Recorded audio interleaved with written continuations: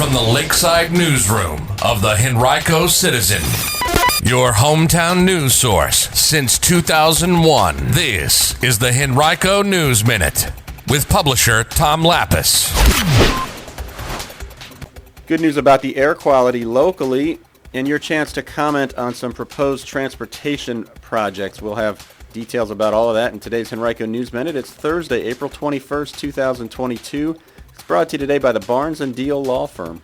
And now for the news. The air you breathe in the Metro Richmond region is among the cleanest anywhere in the nation. That's according to a new report out today from the American Lung Association. The ALA's State of the Air 2022 report shows that the region is among only 8 in the nation with populations of 1.3 million or more to make the list of cleanest areas for short-term particle pollution. Virginia fared very well in the report as well. Among the top 10 overall cleanest places to live in the U.S. were 4 regions of Virginia: Charlottesville, Roanoke, the Harrisburg-Stanton region, and the Virginia Beach-Norfolk region. The report found that Henrico County experienced no high particle pollution days and just 1 ozone pollution day during the 3-year period from 2018 through 2020. Now, by contrast, Los Angeles, California experienced an average of about 21 days per year of high particle pollution and 114 days of dangerous ozone pollution levels during that same time period. The report's authors recommended 3 action items for local governments that they said will help reduce air pollution and address climate change. They include the adoption of a climate action plan to reduce countywide emissions by supporting walking, biking, and public transit with zero-emission vehicle infrastructure, the purchase of zero-emission fleet vehicles like school buses, transit buses, and other government vehicles, and the establishment of purchasing goals for renewable non-combustion electricity. We've got much more on this report right now on henricocitizen.com. The Central Virginia Transportation Authority is seeking public input about funding that it's planning to allocate for 30 transportation projects in Henrico and its other member localities. The projects would include improvements to bike, pedestrian, bridge, and highway infrastructure in the region. They're estimated to cost a total of just more than $276 million. Now, public comment period is open through next Thursday, April 28th. Comments also will be accepted during a public hearing at 8:30 a.m. the following day, April 29th, both in person or through Zoom. 8 Henrico projects are included in the plan. There are 4 that would be completely funded, 4 others that would be partially funded. The former group includes a Magellan Parkway Bridge and Approach section in the future Green City development, improvements to Brook Road between Villa Park Drive and Hilliard Road, a connector trail and bridge in Green City, and planning and engineering work for the planned interchange at North Gayton Road and I-64. Partial funding would be included for improvements to Woodman Road, Staples Mill Road, West Broad Street in Short Pump, and the West Broad Street and Parham Road intersection. You can learn more about this topic right now on henricocitizen.com if you click News and then Transportation.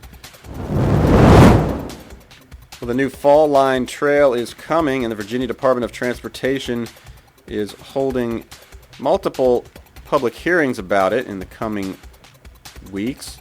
The trail will travel between Ashland and Petersburg. It'll cut through Henrico's north side. The meetings will be held Tuesday, May 3rd from 5 to 7 p.m. at Lewis Ginter Botanical Garden in Lakeside, and 2 days later, May 5th, from 5 to 7 at the Hilton Garden Inn, South Park Boulevard in Colonial Heights. You can also email your comments to falline@vdot.virginia.gov. Well, Henrico Court-Appointed Special Advocates, or CASA, will host its Stay and Play spring event in support of its Home for Good Playhouse fundraiser this Saturday, April 23rd. The event will take place at Short Pump Town Center's main plaza near the entrance to Crate and Barrel and Pottery Barn. 5 playhouses will also be on display at the center from April 22nd through May 8th. You'll have the chance to participate in the fundraiser by making donations and having the chance to win one of those displayed playhouses. All proceeds will go toward the organization's promotion of safety and healthy spaces for children combating child neglect and abuse and advocating for them in the courtrooms. For details, visit henricocitizen.com and click on Community. A new poll from AAA reports that Virginians are more likely to be traveling this summer despite the highest gas prices in years. The poll found that 61% of Virginians are planning a summer trip of more than 50 miles, with 32% saying they plan to travel much more during the upcoming season. Additionally, the poll found that 20% are planning their first summer trip since the pandemic, and more than 40% are creating plans for multiple trips.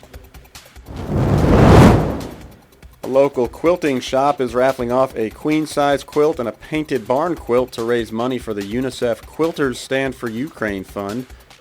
It's all happening at Quilting Adventures on Lakeside Avenue. The blocks for both the quilts were donated by customers and staff members. The quilting was completed by Michelle Holt of My Quilting Beehive. Tickets for the raffle are $5 a piece, or 5 tickets for $20. You can buy them in person at the store at 6943 Lakeside Avenue or online. We've got a link to that website if you visit henricocitizen.com and find this article. Today's Henrico News Minute has been brought to you by Barnes & Deal. Barnes & Deal has emerged as a highly respected family law firm over the past 3 decades with the resources, skills, and experience necessary to handle high-asset divorces and other complex family law matters across Virginia. To learn more, visit barnesfamilylaw.com, that's BARNES, or call 796-1000.